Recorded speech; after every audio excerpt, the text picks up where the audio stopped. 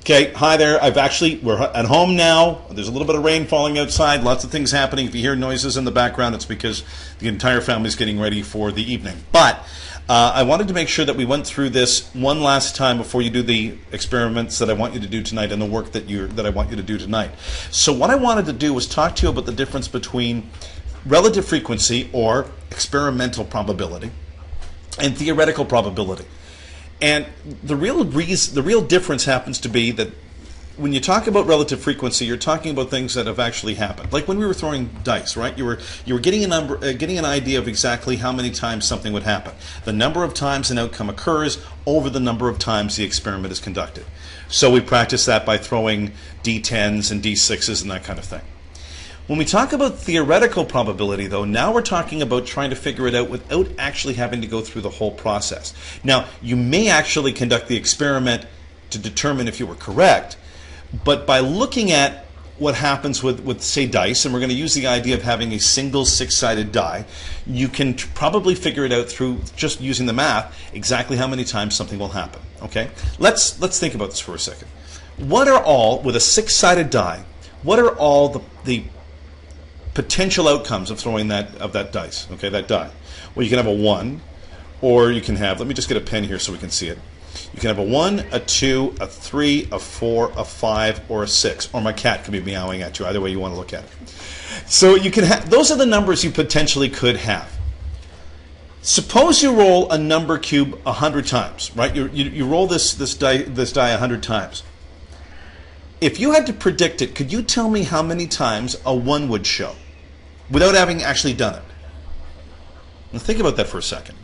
If I throw that die every single time, what are my chances of seeing it? Well, let's say we take the 1. The 1 is going to come up, the 1 has a chance of coming up 1 in every 6 times, right?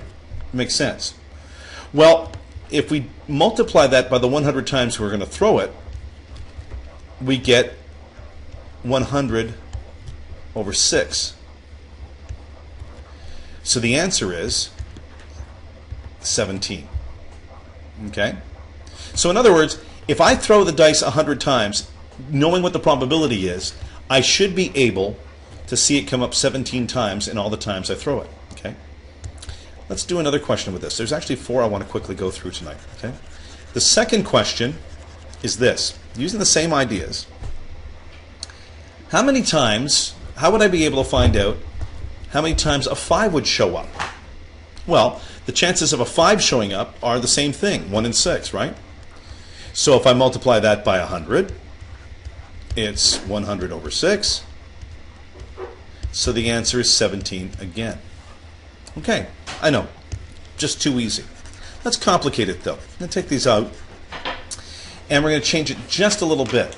Because the question this time isn't how many a single number is going to come out. Let's figure out how many times a 1 or a 5 will show. Okay, now there's a couple of ways you could do this.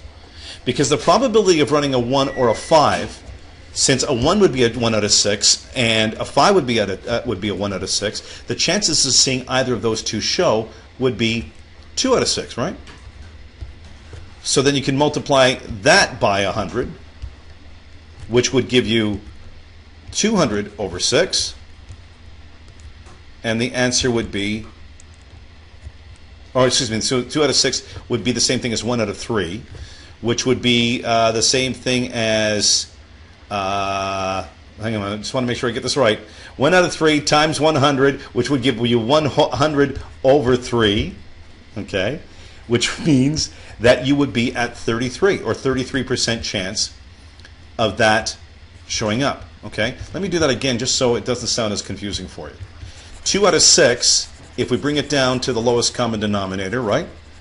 2 out of 6 is the same thing as 1 out of 3. So 1 over 3 times 100 is the same thing as 100 over 3, which is the same thing as 33. Okay? All right, so those two are done. Let's really complicate things a little bit. Let's throw in 3 numbers. What are the chances that if I throw a dice, that 1 or 5 will not show? Okay, what are we talking about then? If we're talking about something that will not show, what we're really saying is we're talking about 1 and 5, that means if the number 2, 3, 4, or 6 shows, 1 or 5 didn't, so we'd be good.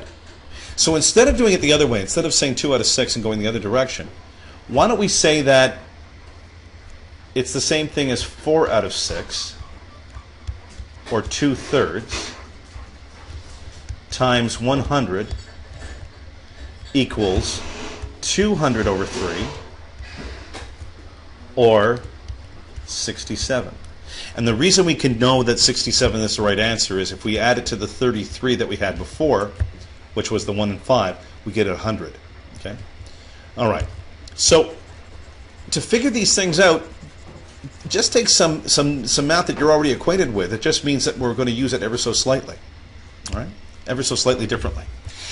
I have got 6 different questions for you to answer on the other page. Take a shot at them. If you're having trouble with one specifically, put it aside. We'll talk about it in class tomorrow.